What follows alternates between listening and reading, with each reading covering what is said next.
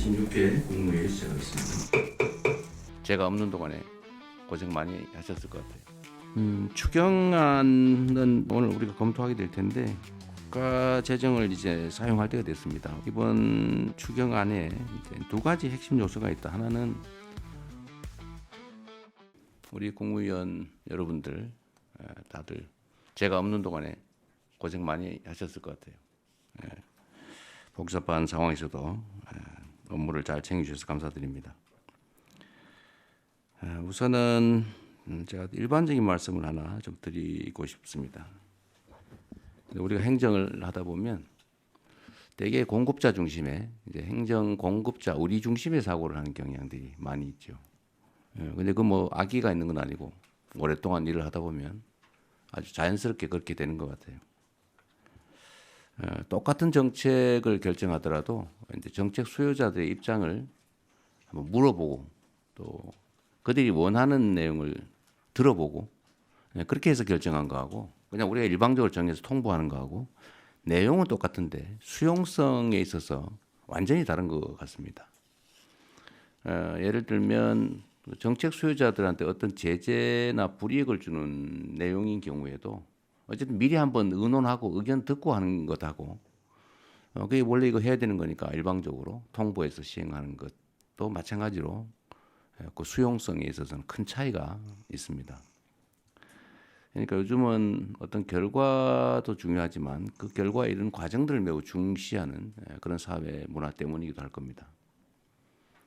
요즘은 그러잖아요. 상품의 본질적 내용도 중요한데 그걸 어떻게 포장하느냐, 또 스토리를 어떻게 부여하느냐에 따라서 완전히 다른 결과를 만들어내죠. 우리가 가난했던 시절에는 밥 많이 주면 좋았는데 이제는 어떤 정도의 여유가 갖춰지니까 어떤 방식으로 주느냐, 어떻게 처리해서 주느냐, 어떻게 포장해서 주느냐, 어떤 과정을 거쳐서 그 일을 하느냐 이게 더 중요해진 측면이 있죠. 그게 어쩌면 민주주의에 대한 수요일 수도 있습니다.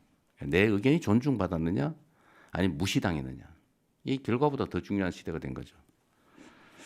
그래서 오늘도 정책안들 내용을 좀 보면 이제 뭐 대체적으로 다들 준비해주고 계신데 가끔씩 그런 흔적들이 보입니다. 그러니까 누구를 위한 정책인가, 어떤 정책 결정을 할 때 그 정책의 영향이 어디에 어떻게 미치느냐에 대해서 방향이 약간 다르게 느껴지는 경우가 있어요. 제가 좀 공개적으로 말씀드리진 않을 건데 그런 점들을 한번 더 깊이 생각해 주면 좋겠습니다.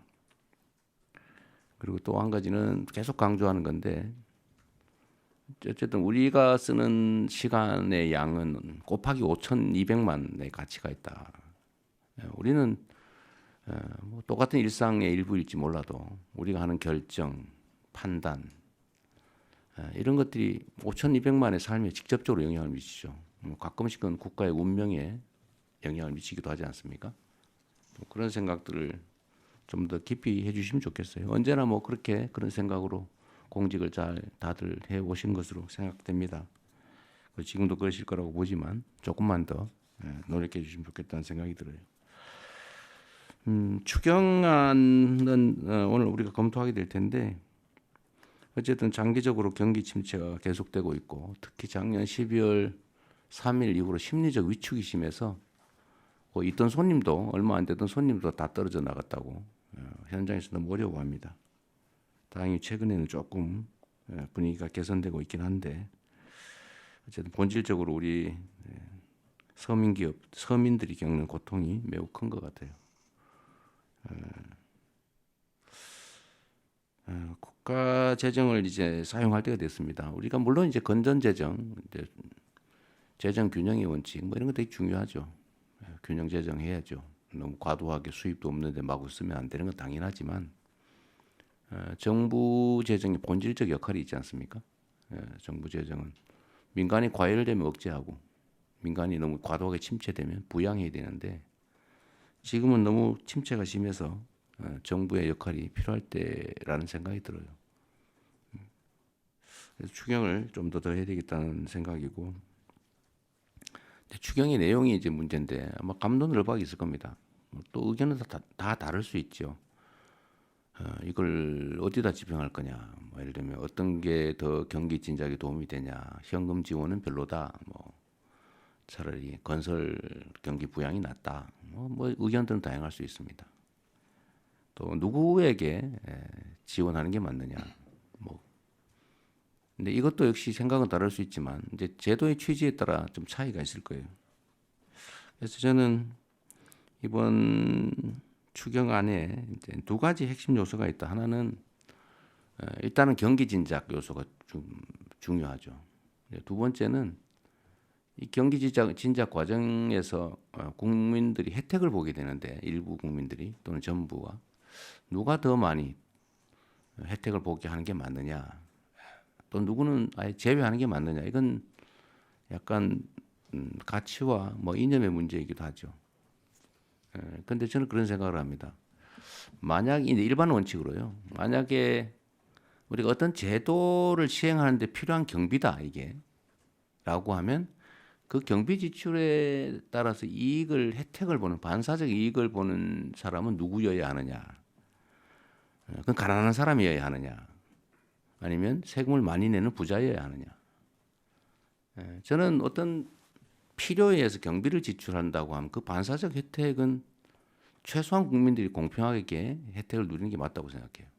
아니면 어쩌면 좀 과하게 생각하면 그 경비를 더 많이 부담한 사람이 더 많은 혜택을 봐야 되는 거 아니냐 이런 생각까지 할 수가 있죠. 즉 세금을 더 많이 내는 사람을 더 많이 혜택을 보게 할 수는 없지만 최소한 비슷하게 해줘야 되는 거 아니냐. 이제 그런 측면에서는 평등한 기회를 주는 게 좋겠다는 생각이 들고, 또 한편으로는 모든 재정 지출은 어쨌든 직접적으로 이익을 주는 측면이 있기 때문에 가능하면 사회적 불평등을 완화하기 위한 또 저소득층 또 어려운 사람들은 하는 게 또 맞죠. 그 두 가지 양면이 동시에 있는 것 같습니다. 그래서 이번에는 그 두 가지를 적절히 배합을 해서 일부는 소득 지원 측면에서는 저소득층 또는 소비 승수가 저소득층에게, 또는 그 외에 경기 진작 목표의 측면에서는 공평하게, 또 그 한편으로는 소비 승수를 좀 더 고려하는 그런 쪽으로 하면 좋겠다는 생각을 했는데 기재부나 관련 부처에서 이런 점들을 잘 고려해 주신 것 같습니다. 이따가 한번 구체적으로 보기로 하고요. 또 한 가지는 좀 이런 거를 좀 관련 부처에서 신경을 써 주시면 좋을 것 같아요. 이게 연간 민원 양이 제가 알기로는 한 천수백만 건 되는 것 같습니다. 근데 계속 늘어나겠죠. 근데 이 천수백만 건의 민원의 내용을 좀 들여다보면 중복 민원인 경우, 했던 것 여기도 하고 저기도 하고 막 이렇게 하고 있는 거죠. 또 반복 민원인 경우, 민원 내서 처리 결과를 받았는데 불만해서 또 내는 경우. 근데 이게 막 쌓여서 너무 많아졌어요. 근데 정부의 업무 처리 양도 늘어나고 또 국민들의 불만도 크고. 근데 민원은 해소를 해야 되는데 들어주든지 아니면 안 되는 걸 명확하게 알려서 포기하게 하든지 해야 되는데 계속 미련을 가지고 계속 반복하거나 또는 중복되게 막 중앙정부에 냈다, 지방정부에 냈다, 검찰에 냈다가 막 행안부에 냈다가 국민권익위에 냈다가 막 안 되면 방통위에 냈다가 막 도대체 막 시장 군수한테 냈다가 막 그러잖아요. 이게 사회적으로 낭비가 너무 많습니다. 또 하나는 우리 국정이나 행정이라고 하는 게 우리 국민들로부터 권한을 위임받고 또 국민들이 내는 세금으로 국민들에게 필요한 일을 하는 것인데 본질적으로. 그런데 이 민원이라고 하는 걸 우리가 대할 때 막 귀찮은 일 또는 뭐 없으면 좋을 일 이렇게 생각하는 경향이 없지 않죠. 그래서 경시합니다. 또는 피하죠. 근데 저는 그러지 말아야 된다고 생각해요.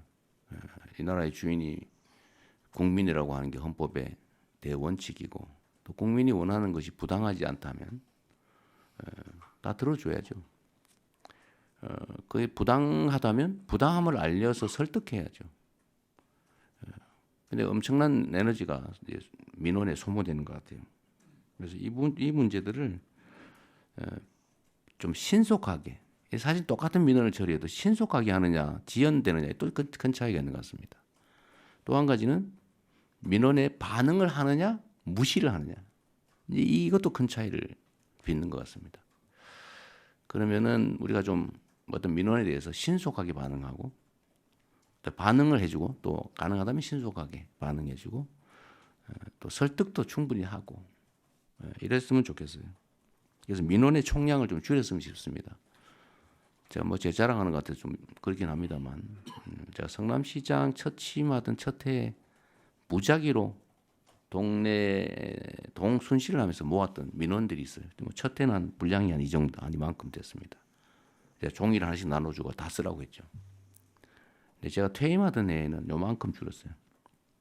그냥 다 이제 해소된 거죠.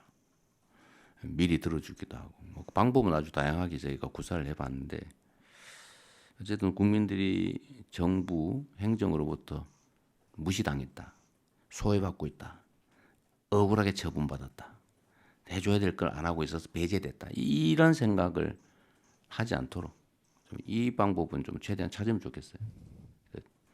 처리할 수 있는 건 최대한 신속하게 처리 시간도 좀 줄여주시고 또 안 되는 건 안 된다고 좀 솔직하게 설명을 좀 해주시고 제가 경험 해본 바에 의하면 우리 국민들께서 민도가 매우 높아가지고 안 되는 거를 생떼를 쓰는 경우는 그리 많지 않아요. 설명이 부족해서 그래요. 한두 시간 뭐 두세 시간 시간 내서 신뢰할 수 있는 사람, 권위 있는 사람이 정말 진지하게 설명해 주면 거의 다 수용합니다. 그리고 대개는 울어요 마지막에 고맙다고.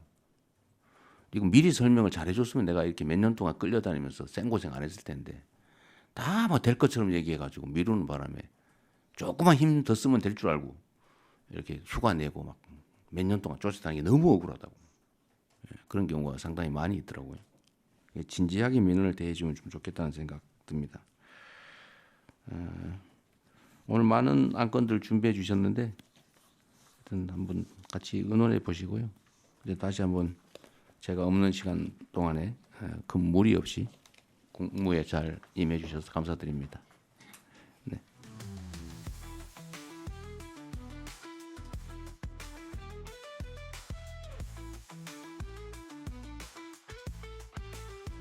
민주주의에 대한 수요일 수도 있습니다.